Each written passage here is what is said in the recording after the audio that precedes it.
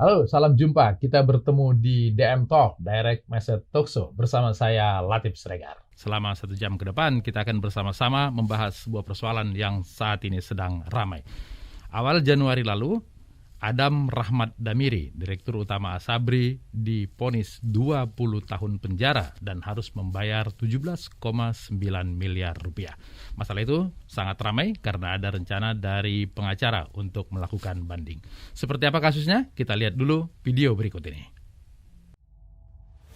Direktur Utama PT Asabri periode 2008-2016 Meijen TNI Purnawirawan Adam Damiri akan melakukan banding usai divonis 20 tahun penjara oleh Majelis Hakim Pengadilan Tindak Pidana Korupsi Tipikor Jakarta.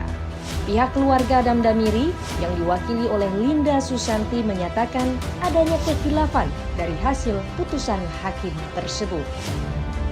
Menurutnya, setiap tahunnya PT Asabri diaudit oleh kantor akuntan publik sebagai perpanjangan tangan dari BPK dan hasilnya adalah wajar tanpa pengecualian. Bahkan, PT Asabri justru menghasilkan keuntungan ratusan miliar rupiah selama berada di bawah kepemimpinan Adam Damiri. Di sisi lain, meski hakim telah memvonis hukuman 20 tahun penjara dengan denda 800 juta rupiah dan membayar uang pengganti sebesar 17,9 miliar rupiah, ternyata terdapat dissenting opinion atau perbedaan pendapat dari salah satu hakim anggota, Mulyono. Menurutnya, kerugian negara senilai 22,7 triliun rupiah masih berupa potensi dan bukan kerugian real. Lantas, sudah tepatkah langkah Adam Damiri mengajukan banding? Dan mampukah Adam Damiri menunjukkan bukti kuat bahwa dirinya tidak layak dihukum 20 tahun penjara? Serta bagaimana tanggapan pakar hukum atas kasus ini? Saksikan selengkapnya dalam podcast Menguak Tabir Jerat Hukum Adam Damiri. Dan kami akan membuka masker dulu karena sebelum acara ini berlangsung tadi kami sudah mengikuti tes antigen dan kami semua yang ada di ruangan ini negatif atau non-reaktif. Menguak tabir jerat hukum Adam Damiri. Itulah tema DM Talk pada hari ini. Bersama saya di studio sudah hadir Pak Jose Andriawan, kuasa hukum Adam Damiri. Selamat sore Pak Jose. Sore. Kemudian ada Prof. Saiful Bahri, seorang pakar hukum dan juga Rektor Universitas Muhammadiyah. Selamat sore, Prof. Sore. Sehat-sehat, Prof. Amin. Ya, dan nanti akan bergabung bersama kita seorang ex karyawan Asabri, Pak Julkarnain Effendi. Tapi nanti kita akan membahas persoalan ini lebih awal dulu bersama Pak Jose dan Pak Saiful. Pak Jose, ada rencana untuk banding. Tentu saja itu merupakan hak daripada seseorang yang divonis untuk banding. Kira-kira untuk banding itu apa bekal dari Pak Jose sehingga kemudian merasa yakin bahwa nanti klien Anda akan bebas atau tidak seperti tuntutan yang vonis yang diberikan oleh hakim pada saat ini? Betul. Kami saat ini sedang mengajukan upaya banding. Cuman kan kita menunggu salinan putusan, kita belum dapat dari pengadilan tingkat pertama. Jadi kita sudah menyatakan banding, namun kita belum mengajukan memori bandingnya karena kita masih menunggu salinan putusan turun dari pengadilan tingkat pertama. Baru kita akan menyusun memori banding untuk kita ajukan ke pengadilan tinggi. Okay. Jadi intinya kami tidak sependapat dengan pertimbangan-pertimbangan dan putusan dari majelis hakim di pengadilan tingkat pertama. Salah satunya tentu yang seperti kita ketahui bersama, ada dissenting opinion mengenai metode penghitungan kerugian negara. Jadi kami tidak sependapat dengan penghitungan yang dilakukan BPK karena kami melihat penghitungannya tidak wajar, cara menghitung kerugian negaranya. Kemudian ada juga jadi di putusan majelis hakim tingkat pertama kami belum melihat fakta-fakta yang kami ungkapkan atau bukti-bukti yang kami sampaikan pada persidangan belum sepenuhnya diakomodir oleh majelis hakim tingkat pertama. Begitulah garis besarnya. Oke, Anda tadi menyebut bahwa data yang diambil oleh hakim itu adalah data BPK. Bukannya waktu dalam persidangan itu ada saksi ahli yang meringankan justru datang dari BPK? Jadi saksi-saksi yang dihadirkan di persidangan itu seluruhnya memang dari jaksa penuntut umum. Jadi seluruh saksi yang dihadirkan di persidangan itu adalah saksi yang diajukan oleh jaksa penuntut umum, sedangkan dari pihak terdakwa kami menghadirkan ahli. Nah, kalau dari saksi-saksi itu termasuk dari BPK yang dihadirkan oleh jaksa penuntut umum adalah ahli dia dari BPK. Jadi ahli dari BPK menyampaikan penghitungan kerugian negara, bagaimana cara dia menghitungnya, berapa angkanya, di mana kerugian negara itu diduga terjadi. Ya, seperti itulah yang disampaikan di BPK di dalam persidangan. Jadi kami waktu persidangan kami melihat bahwa metode yang digunakan BPK untuk menghitung kerugian negara menurut kami tidak wajar. Karena menghitungnya itu uang yang keluar dari Asabri dianggap sebagai kerugian, jadi total loss lah. Jadi dia tidak memperhitungkan kalau uang keluar dari Asabri ini beli asetnya ini tidak dijadikan pengurang dari kerugian yang dihitung oleh BPK ini. Di persidangan kerugian negara disebut 22,7 triliun. 22,7 triliun. Nah, itu terdiri dari saham 10 sekian triliun dan reksadana 11 sekian triliun lah kurang lebih. 22,7 triliun itu menurut Anda bukan total loss, tapi sebetulnya masih ada. Masih ada. Jadi 22,7 triliun itu sebetulnya bukan angka. Jadi kan kerugian negara ini menurut undang-undang kan harus nyata. Harus nyata itu artinya harus sudah terjadi kan. Memang kerugian dan harus pasti. Angkanya itu harus benar-benar yang mencerminkan itulah kerugian yang dialami begitu. Tapi menurut kami nyata belum terjadi. Karena aset yang jadi uangnya Asabri ini kan dibelikan saham dan reksadana. Saham reksadana ini masih ada.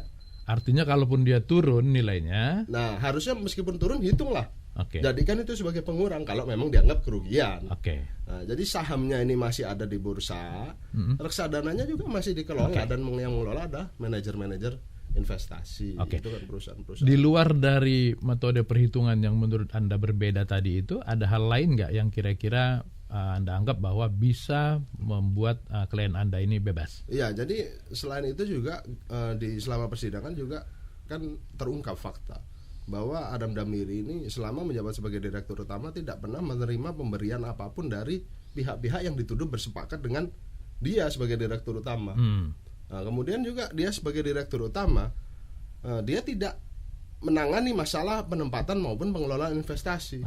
Jadi secara personnya saja nggak mungkin dia bertanggung jawab untuk sesuatu yang tidak dia tangani begitu kan.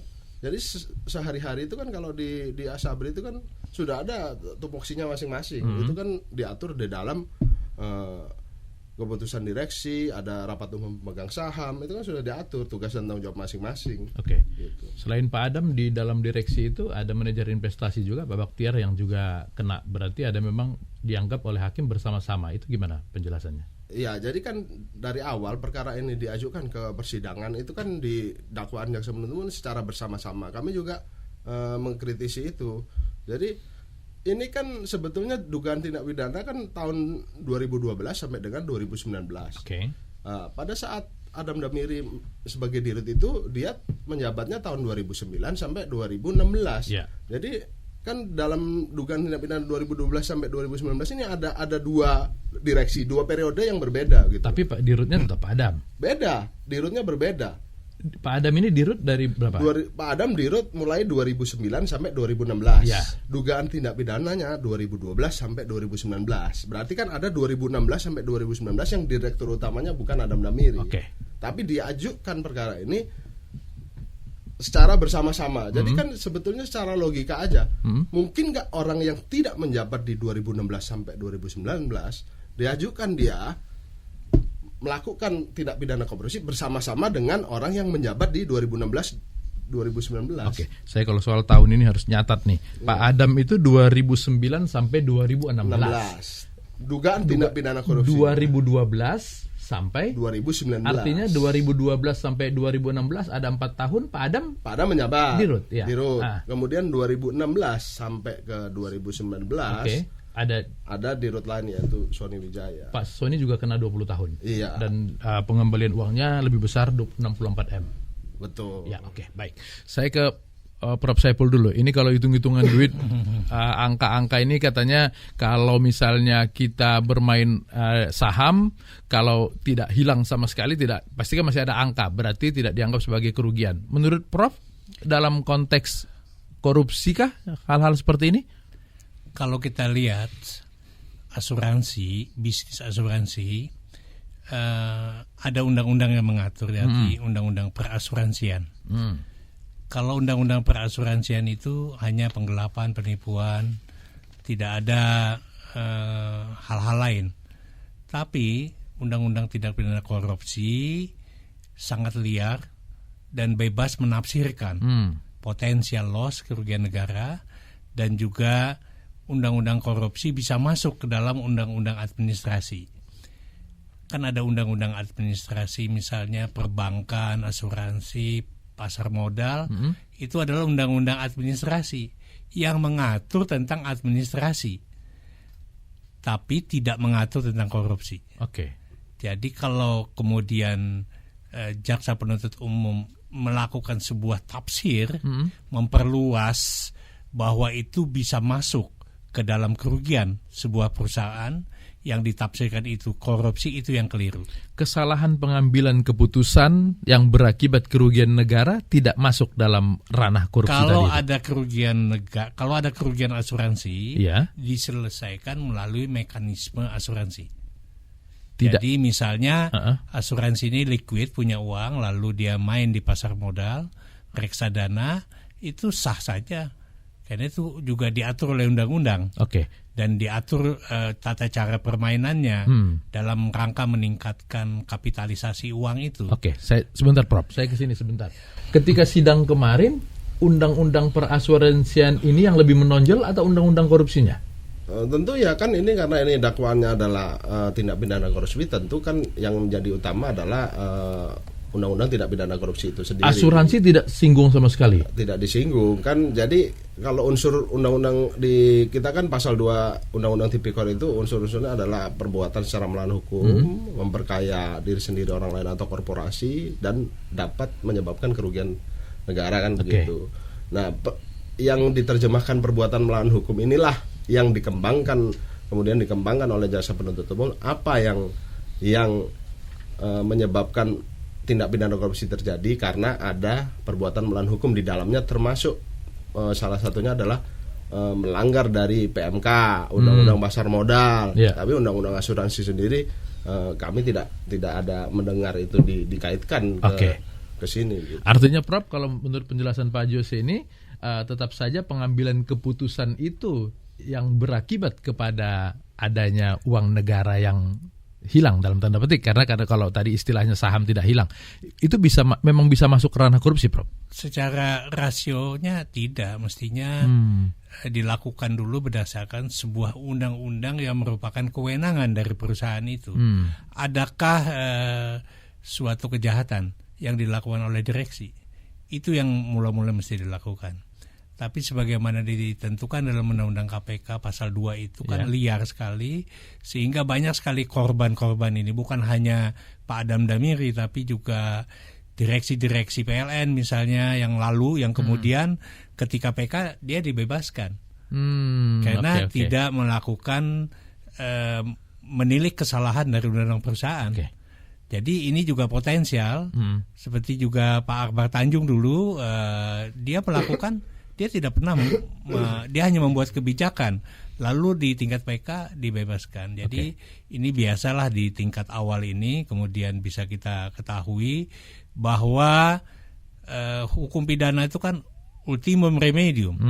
Jadi kalau ada undang-undang lain, ya undang-undang lain dulu, yang sifatnya kalau di dalam asuransi kan bisa ganti kerugian, bisa pengembalian. Jadi tidak harus langsung masuk kepada tindak pidana korupsi. Kalau ini ditafsirkan langsung semuanya tindak pidana korupsi, maka gelaplah Indonesia ini. Setiap kebijakan publik potensial, apalagi ini kan perusahaannya perusahaan publik yang tidak ada kaitannya dengan pejabat negara. Yang bersangkutan kan bukan pejabat negara, hanya pejabat publik, asuransi. Kemudian ancaman hukumannya kita lihat dalam KUHP itu hanya maksimum 15 tahun. Maksimum 15 Minimum tahun. 1 hari. Oke. Nah, kalau 20 tahun berarti diterjemahkan apa? Penjahat kelas besar. Oke. Extraordinary crime. Baik. Padahal Adam Damiri hanya seorang pensiunan ya. Bukan sebagai ketua DPR, ketua MPR. Ini satu persoalan. Baik, Prof. Oke. Tadi ketika bilang di PK akan bebas, Pak Jose langsung manggut-manggut. Tapi tahan dulu Pak Jose ya. Kita harus istirahat dulu. Baik, tetap di DM Talk.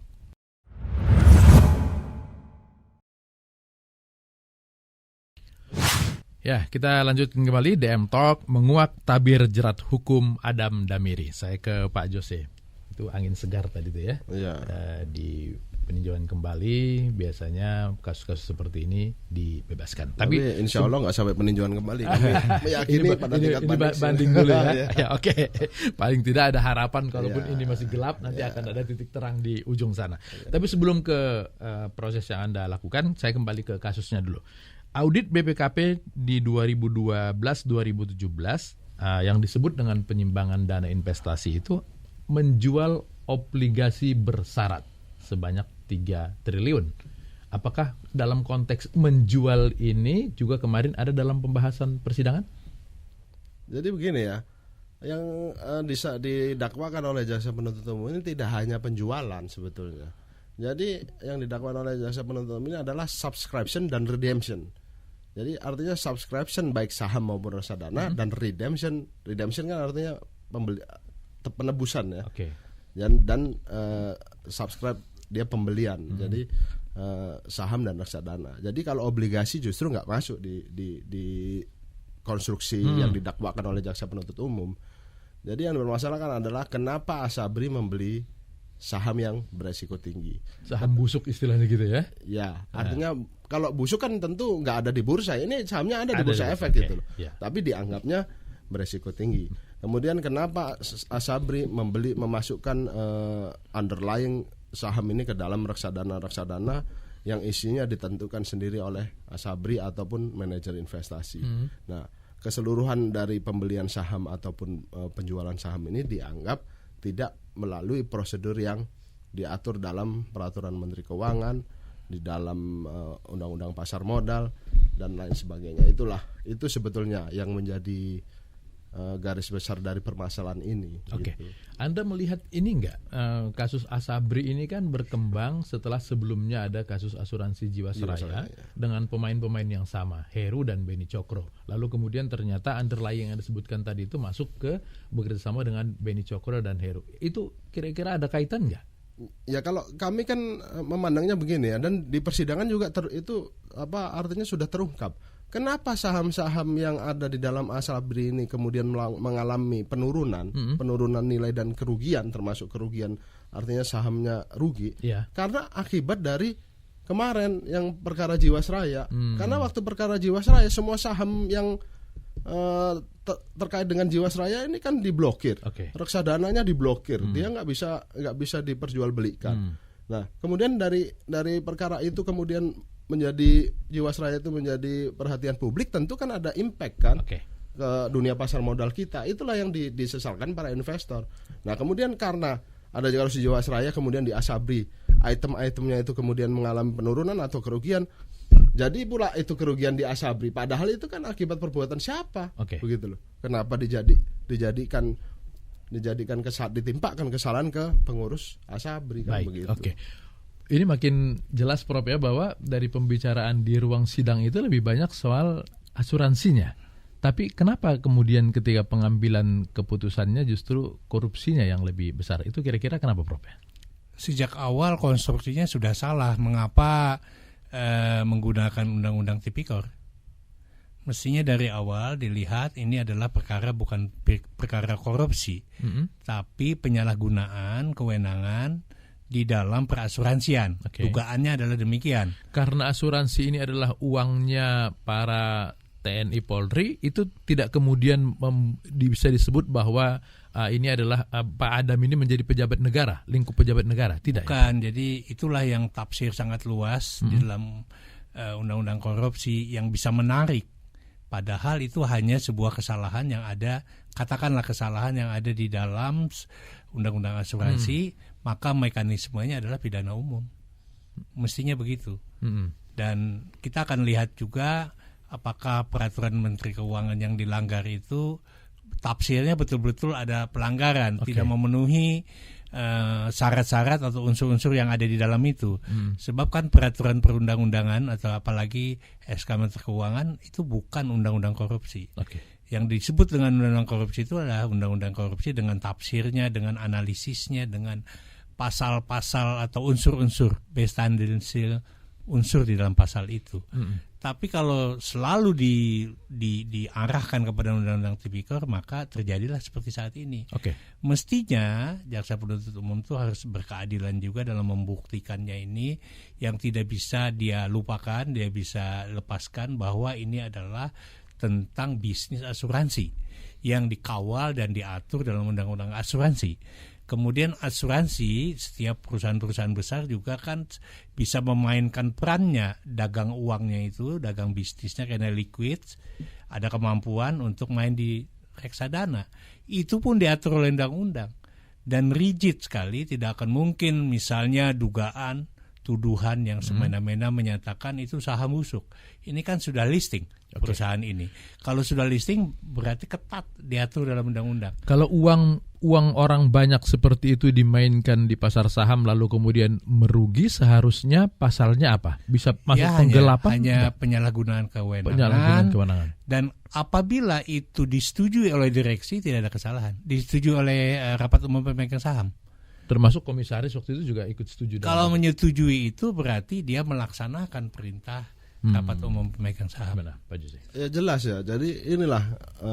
Jadi kan setiap pembelian saham, artinya setiap dilakukan, artinya apapun itulah, termasuk pembelian saham juga.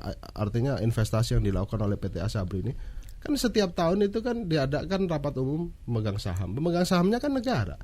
Artinya setiap tahun Adam Damiri sudah diberikan acquit the charge kan. Artinya dia sudah diratifikasi apa tindakan dia itu selama kepengurusan di periode sebelumnya di dalam rapat. Dan pada saat berhenti dia diberhentikan dengan rasa terima kasih dan dengan segenap hormat begitu loh. Jadi segala tindakan dia waktu kepengurusan itu kan sudah diaudit dan sudah disampaikan pertanggungjawabannya kepada rapat umum pemegang saham yang pemegang sahamnya adalah negara. Dan itu udah pasti komisaris juga tahu. Gitu. Kalau dibilang, makanya kita juga kan ada salah satu pertimbangan yang mengatakan kenapa Adam Damiri tidak mencegah ataupun tidak melakukan pengawasan sehingga terjadi kerugian berulang. Lah, faktanya selama kepemimpinan Adam Damiri sebagai direktur utama itu kan Asabri mengalami keuntungan dan tidak ada indikasi. Ketika ditinggalkan 2016 itu asetnya Asabri itu untung, Mbak, 11 triliun aset Asabri. Nah, lalu kemudian yang dianggap hilang ini di masa mana? Nah ini dia, pada saat ini yang sempat kita ungkap juga ya. Jadi pada saat persidangan itu kan kerugian 22,7 triliun adalah kerugian kumulatif periode 2012 sampai dengan 2019 ya. Kami komplain, kami mengajukan keberatan. Ini Adam Damiri tidak menjabat di 2016 dan 2000 sampai 2019 tidak menjabat. Ada 3 tahun yang orang lain yang menjabatnya. Kami perhitungan BK kalau begini 22,7 kita nggak bisa tahu sebetulnya Adam Damiri berapa sih dia diduga merugikan, berapa yang dia. Kalau tadi Anda sebutkan bahwa dia untung 11,7 berarti tidak ada kerugian di masa dia. Dan kemudian akhirnya majelis hakim pada saat itu artinya menyampaikan kepada BPK, bisa nggak kamu hitung per periode, artinya ada ini kan ada 2 direktur utama, jadi Adam Damiri dan Sony Wijaya. Coba kamu bikin perhitungan lagi, berapa di dugaan kerugian di periode Adam Damiri direktur utama, berapa kerugian di Sony Wijaya. Kemudian minggu depannya BPK menyampaikan perhitungan. Gimana hasil itu? Perhitungan dugaan kerugian di periode Adam Damiri sebagai direktur utama itu 2,7 triliun. 2,7. Di periode selanjutnya 20, sekian triliun.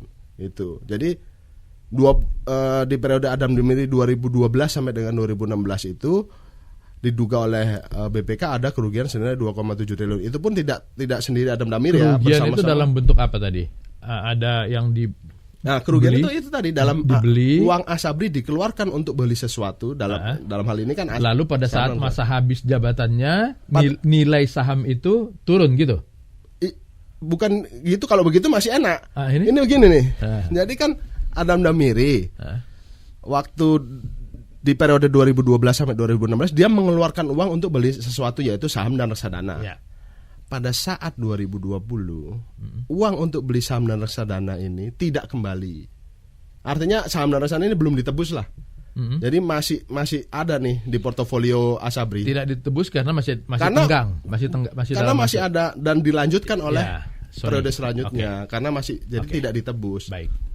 Karena uang yang dipakai untuk beli saham dan reksadana ini belum kembali sampai dengan dimulainya penyidikan, yaitu 2020-an. Dianggap sebagai kerugian. Padahal nilai asetnya itu sampai 2020 pun masih ada dan itu tidak dihitung. Kalau mau fair, oke, sekarang dia turun, berapa harganya? Misalkan Asabri beli 100. Oke. Sekarang turun 80. Ya kan? Dijual dong. Jual. Asabri ruginya berapa? 20. Ini enggak rugi 100.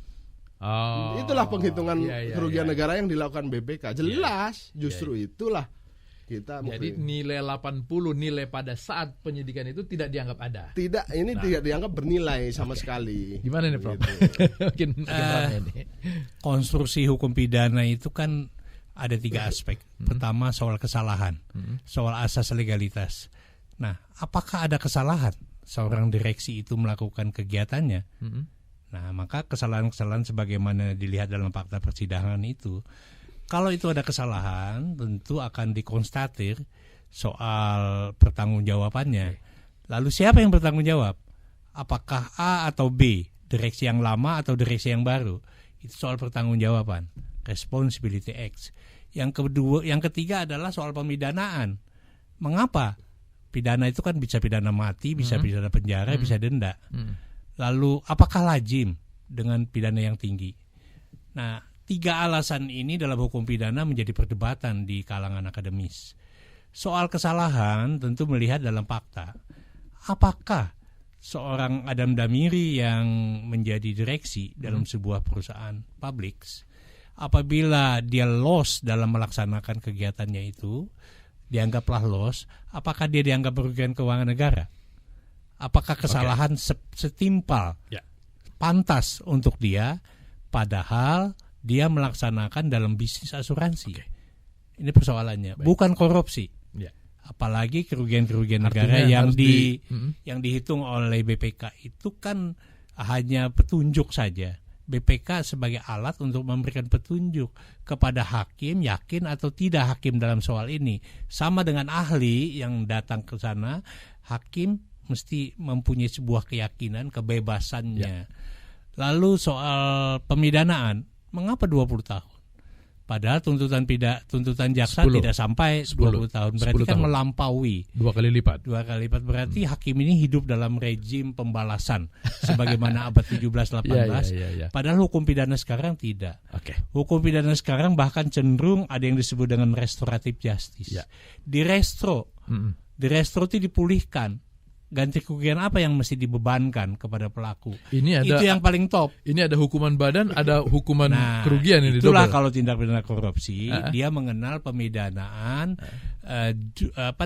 double track system, kayak kereta api. Jadi pidana juga, ganti kerugian juga, dua-duanya.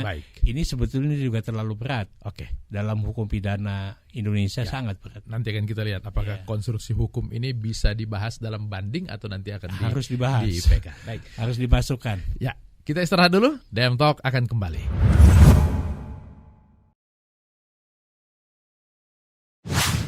Kembali di DM Talk, tema kita hari ini menguak tabir jerat hukum Adam Damiri. Kita bersama dengan Jose Andreawan, kuasa hukum Adam Rahmat Damiri, dan Prof. Saipul Bahri, seorang pakar hukum pidana.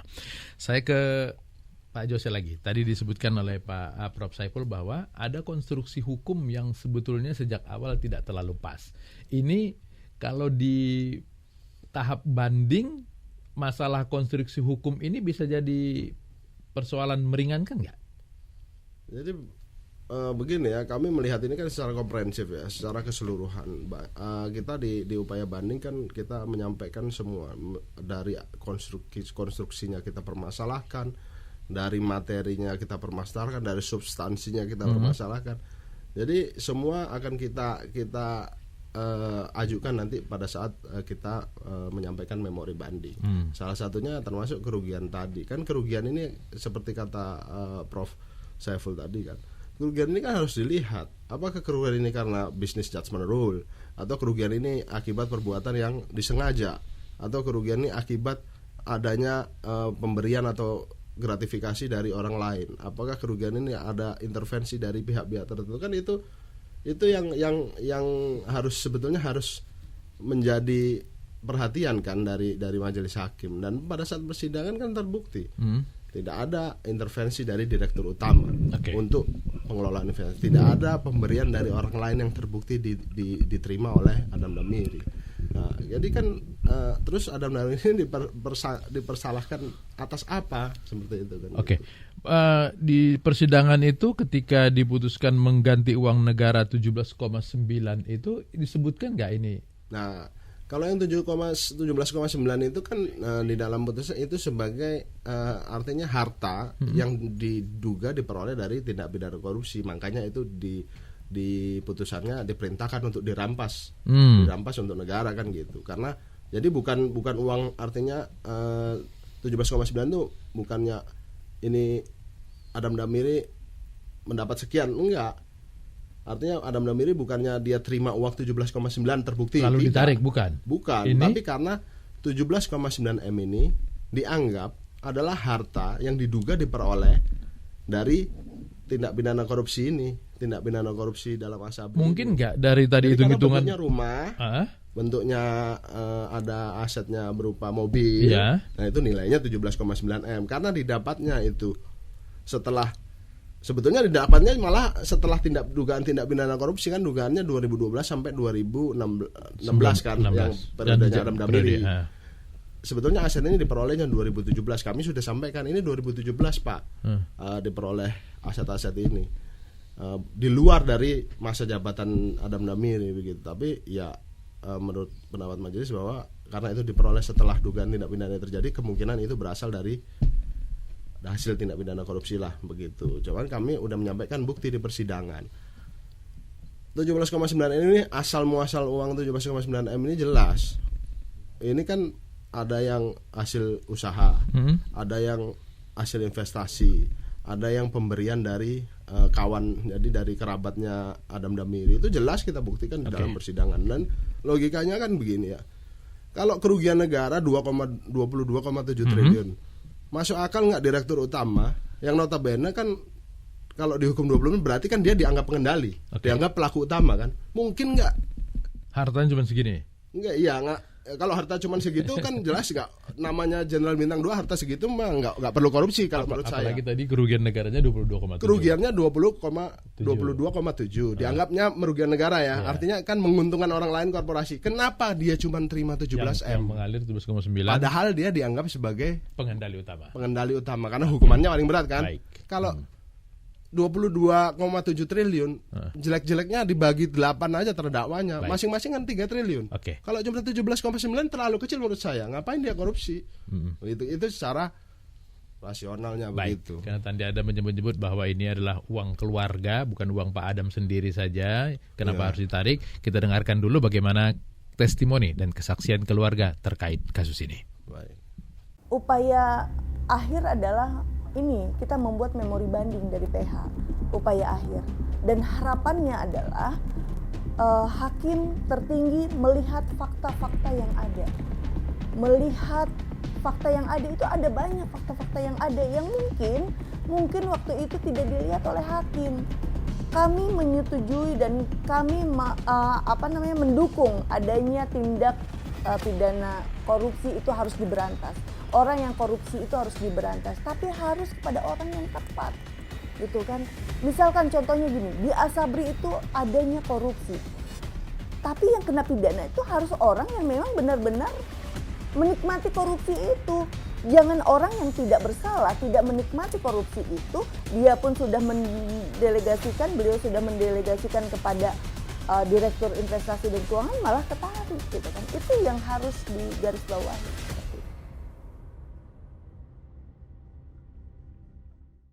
Ya, itu tadi testimoni dari keluarga. Kita lanjutin kembali, saya ke Pak Prof Saipul. Prof, ini ternyata kalau ada kerugian, ada harta yang dimiliki lalu kemudian ditarik, ini mengentalkan bahwa memang yang diterapkan itu tipikor ya, Prof ya? Undang-undang korupsi semuanya ya? Kan ini sudah pasti undang-undang korupsi yang dijalankan. Dan ada penyitaan. Penyitaannya juga harus sesuai dengan KUHP. Bahwa pelaku tindak, katakanlah tersangka itu juga harus menandatangani penyitaan barang harta itu.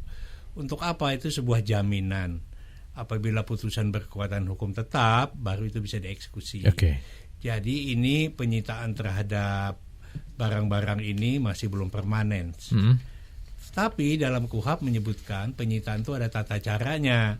Kalau tidak sesuai dengan tata caranya, maka menjadi objek pra-peradilan. Kita akan lihat apakah proses penyitaan itu sudah benar.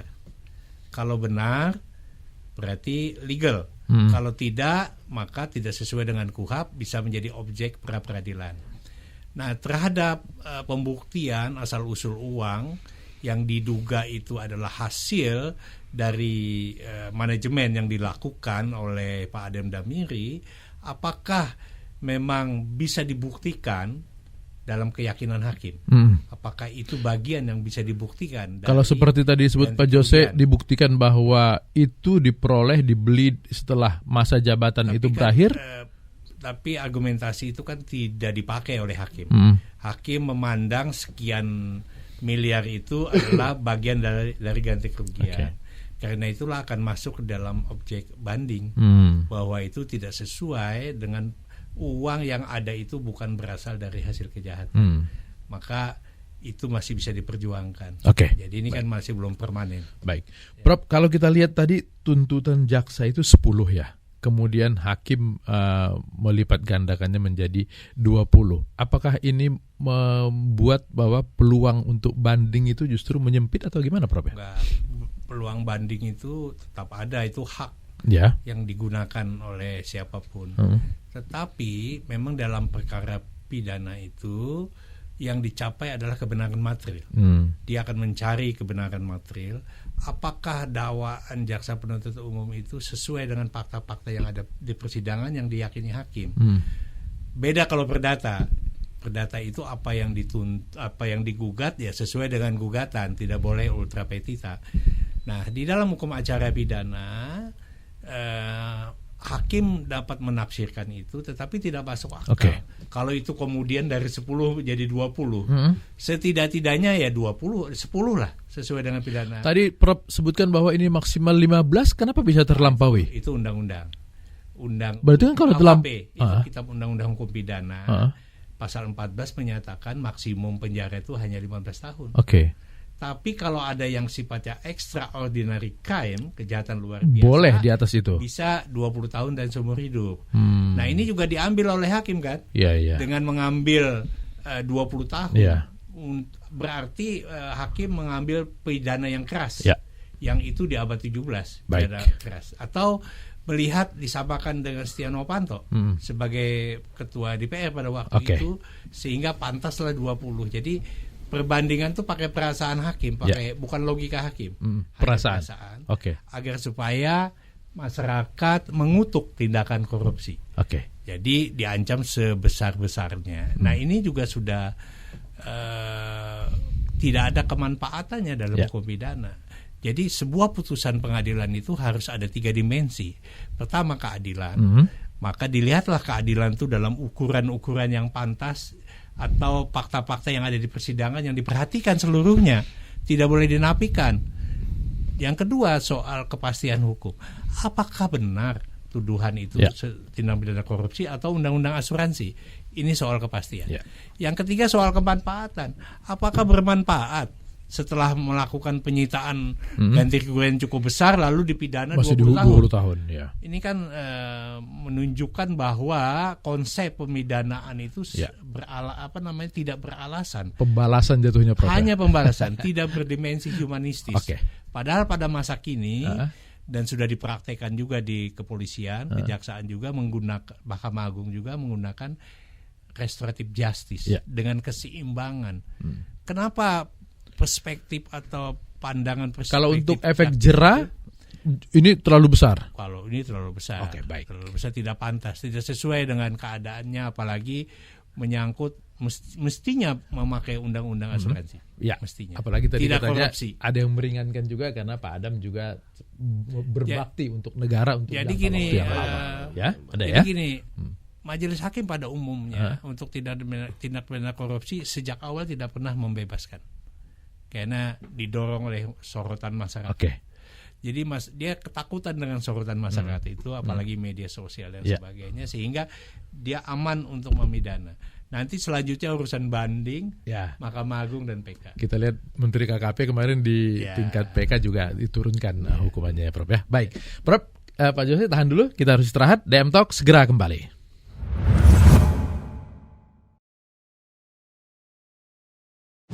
Kita lanjutkan kembali DM Talk sore hari ini. Temanya menguak tabir jerat hukum Adam Damiri. Kita kedatangan tamu ketiga, Pak Julkarnain Effendi, seorang ex-karyawan Asabri. Selamat sore Pak Jul. Selamat sore Pak Latif. Pak Jul ini kerja di Asabri tahun berapa?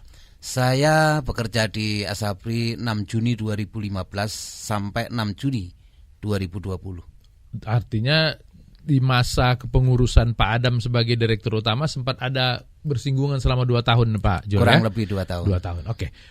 Waktu itu Bapak jadi saksi di sidang Pak Adam? Iya, kebetulan saya saksi yang meringankan. Kenapa Bapak dipilih sebagai saksi yang meringankan? Barangkali ada pandangan dari kuasa hukum, karena saya mantan pegawai Asabri dan tahu jejak beliau, Bapak Adam Damiri, sehingga diminta untuk menjadi saksi yang meringankan. Sebelum ke Asabri, Bapak sudah kenal Pak Adam? Sebelumnya sudah. Oh. Tahun 2000 sekian ketika beliau jadi ASOP. Oke, jadi sudah kalau kenalnya dengan Pak Adam itu sudah lebih lama daripada kerja di Asabri saja. Jadi tidak sekedar sebagai pegawai, sebagai teman berarti juga ya. Sebagai teman, sebagai komandan beliau, akan sebagai pimpinan. Oke, apa waktu itu yang Bapak sampaikan di persidangan? Kalau ketika saya di persidangan Pengadilan Tipikor Jakarta Pusat, tentunya saya menyampaikan mekanisme ataupun organisasi di Asabri, bagaimana cara kerja di Asabri. Kan saya urai di persidangan bahwa Asabri itu mekanismenya adalah sistem dibagi habis, artinya diserahkan kepada masing-masing ahlinya. Katakanlah investasi, di situ ada direktur keuangan dan ada kepala divisi investasi. Kemudian terkait dengan operasional ada direktur operasional. Kemudian terkait dengan pengembangan ataupun karier para karyawan Asabri, di situ ada direktur sumber daya manusia dan ada direktur utama. Oke. Sebelum ini Bapak pernah dengar nggak? Ada nggak sih keluhan dari para anggota TNI Polri terkait dengan pelayanan di Asabri ini? Sepanjang saya bekerja di Asabri sampai detik ini, itu tidak ada keluhan para peserta, baik TNI Polri maupun ASN Kemhan Polri dan para purnawirawan, tidak ada keluhan. Karena apa? Ketika mengajukan klaim itu tidak pernah ada yang gagal dan tidak pernah ada yang tertunda. Artinya ketika kasus ini sedang ramai pun layanan kepada para peserta asuransi ini tidak ada masalah. Tidak ada masalah sama sekali. Oke. Ketika kemudian Bapak sudah datang ke sana memberikan kesaksian yang meringankan, ternyata putusannya masih begini, 20 tahun. Gimana Bapak menanggapinya? Ya, kalau menurut hemat saya itu hal yang aneh gitu loh. Yang aneh kenapa? Kalau memang ada putusan maksimum, kenapa ada hal yang meringankan? Kan gitu. Kita harus jujur dong, kalau maksimum ya enggak ada yang meringankan. Dan saya tahu siapa Bapak Adam Damiri, artinya ya sebagai pimpinan, sebagai ayah, sebagai teman, dan mau menerima saran masukan daripada bawahannya pada saat mengambil keputusan. Decision maker apapun. Oke, itu di dalam sidang. Kalau di luar sidang pernah nggak Pak Adam bercerita ketika dia menghadapi persoalan ini seperti apa? Ketika di dalam persidangan saya tidak pernah ketemu. Nggak, kalau di luarnya? Di luarnya ya itu tadi saya katakan beliau itu orang yang tidak menggunakan pure kekuasaannya atau kewenangannya. Karena setiap mau ngambil keputusan selalu diawali dengan rapat. Rapat itu level kepala divisi sampai dengan direktur. Ya, ada 4 direksi. Tidak ada yang dipaksakan oleh Pak Adam untuk sesuai kemauan Pak Adam saja untuk jalan. Belum pernah. Bahkan saya sebagai kepala divisi PKBL saat itu, saya pernah diwanah sama beliau. Diapain, Pak? Dimarahin. Sama beliau. Dalam arti beliau punya keinginan, tapi saya tolak. Kaitannya dengan masalah CSR. Saya tolak, begitu saya jelaskan mekanismenya, kalau seperti ini saya dorong Bapak. Tidak benar. Tapi mestinya dijalankan seperti ini, role-nya seperti ini. Ada pengajuan proposal, saya lihat di lapangan, kemudian saya hanya bisa membantu dalam bentuk barang kan gitu. Itu kami jelaskan, baru beliau tahu. Marah tapi diturutin. Marah turun kan gitu, marahnya turun. Oh jadi begitu. Artinya apa? Seorang direktur utama itu jelas tidak memahami teknis di lapangan. Itulah perlunya kemudian orang-orang seperti Bapak di kepala divisi bisa menjelaskan. PKBL itu apa, Pak? Program Kemitraan dan Bina Lingkungan. Artinya CSR masuk di situ mestinya? Masuk di dalamnya. Bagian mana waktu itu Pak Adam yang tidak jelas sehingga Bapak harus menjelaskan? Saat itu waktu ada permintaan bantuan dari institusi ya, institusi artinya dari lembaga, minta dibantu terkait dengan pembangunan kolam renang. Nah saat itu memang proposalnya belum maju, sudah beliau mendisposisikan tolong ini dibantu. Oh tidak bisa begini, kami nunggu proposal. Seperti itu. Jadi ada prosedur, ketika diberitahu ternyata Pak Adam mau menurutnya. Mau, beliaunya mau. Ya, ini cerita yang meringankan sebetulnya. Ada hal-hal lain nggak Pak Jose yang kira-kira yang meringankan nanti untuk Anda bawa ke tahap banding? Kalau hal meringankan banyak ya. Kami udah sampaikan juga di persidangan tingkat pertama itu. Sebetulnya kan parameter untuk menjatuhkan pidana terhadap seorang terdakwa, apalagi di tindak pidana korupsi kan ada di peraturan Mahkamah Agung ya. Jadi yang pertama kan sejauh mana tingkat kesalahan terdakwa. Nah, sekarang bayangkan di perusahaan sekelas Asabri, Pak, itu kan ada birokrasi, jajar ada tingkatan lah birokrasi itu berjenjang. Bayangkan kalau beli saham harus nunggu direktur utama, Pak. Itu kan dari penata saham ke kepala bagian, ke kepala divisi, ke direktur keuangan investasi, baru ke direktur utama. Kalau beli saham yang harganya per hari atau jangan per hari, per detik kan fluktuatif beli saham itu. Jadi kalau kan masuk akal nggak ini beli saham ini direktur utama harus tahu, kan nggak masuk akal. Kalau nunggu direktur utama udah telanjur turun lagi gitu. Saham itu ya kalau kira-kira diajukan oleh penata sahamnya untuk beli saham A, kalau nunggu persetujuan direktur utama kemungkinan sebulan lagi Pak baru dibeli itu saham, harganya udah nggak sesuai dengan yang diajukan pertama kali. Itu yang pertama, sejauh mana tingkat kesalahan terdakwa ini. Yang kedua kan dampak. Ya seperti dikatakan Pak Zul, ada nggak dampaknya? Artinya ada nggak yang anggota purnawirawan, termasuk ASN Kemenhan, termasuk anggota TNI Polri yang merasa wah nggak dibayar nih klaim saya. Ini kan nggak kayak Jiwasraya, Pak. Semuanya terselesaikan, lancar dengan ini ya. Berjalan dengan lancar sebagaimana mestinya. Nah, kemudian kan yang ketiga, selain tingkat kesalahan, dampak dan keuntungan yang diperoleh terdakwa. Yaitu tadi saya sampaikan, masuk akal nggak Pak kalau Pak Adam Damiri menguntungkan orang 22 sekian triliun, dia cuma terima 17 M. Kalau saya jadi Adam Damiri mending nggak usah jadi direktur Pak gitu loh. Kalau jadi direktur suruh resikonya seperti itu kan kira-kira nggak masuk akal. Kejadian ini nggak masuk akal. Selain itu kami sudah menyampaikan juga, ada dia ini Adam Damiri ini kan mayor jenderal. Dia berdinas di TNI itu kurang lebih kan 33 tahun. Jadi pengabdiannya mempertaruhkan nyawa untuk negara kita. Termasuk dia berdinas kan di Timur Timur itu. Itu kan perang di sana, meninggalkan keluarga juga.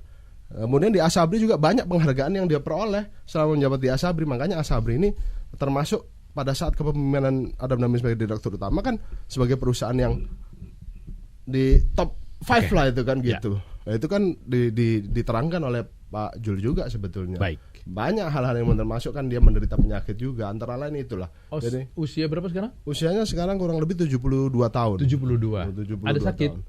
Dan dia kan ada riwayat ada kanker usus, terus kemudian ada gangguan ginjal juga. Jadi kalau dihukum 20 tahun kira-kira ya sama dengan hukuman mati lah kalau menurut saya. Iya, baik. Oke.